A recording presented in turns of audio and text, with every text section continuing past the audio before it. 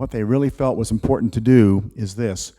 Number one, similar to the music industry, a number of years ago where you could go online and steal any song you wanted and not have to pay for it.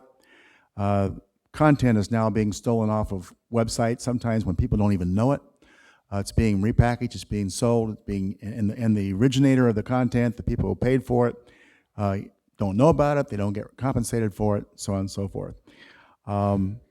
Once some court cases happened and iTunes was invented, that music problem was pretty much solved.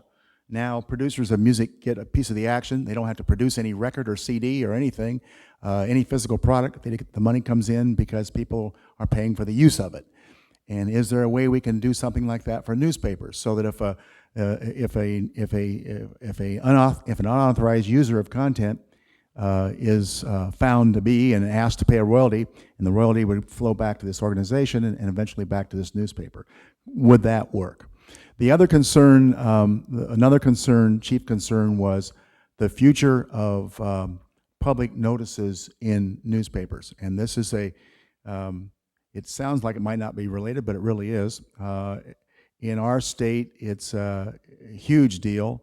The taxpayer-funded organizations representing cities, schools, and counties are doing everything they can to move public notices out of newspapers and onto government websites. It's sort of like the fox guarding the hen house. And they'll put them wherever they want to and run them wherever they want to and for as many days or not as they want to. And we've done some research in our state that shows by a 70-to-1 ratio that people see these things in newspapers, not on websites. In fact, over half of Iowans have never been to a government website for any reason. But in our state, people read public notices as well as they read farm news or national sports news. So that's a problem countrywide.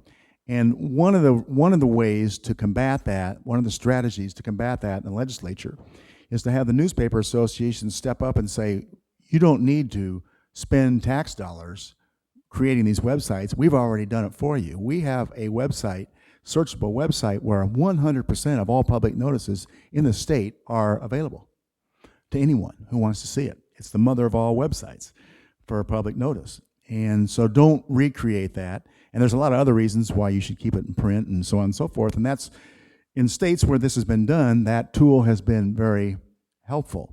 However, it's an expensive tool to buy. It's not an easy thing to do. And so the idea was, if maybe this organization can help by creating more of these websites, lower the price for each participating state, and help press associations protect that commodity for newspapers and also for the readers, so they know what's going on in their local governments. A third thing that we were looking at doing, most states have advertising services. They sell advertising for member newspapers, and the tear sheeting process is laborious, it's time consuming, it slows down payment to newspapers. So electronic tear sheeting would be a huge deal, and if we could capture digital tear sheets, that would speed up that process.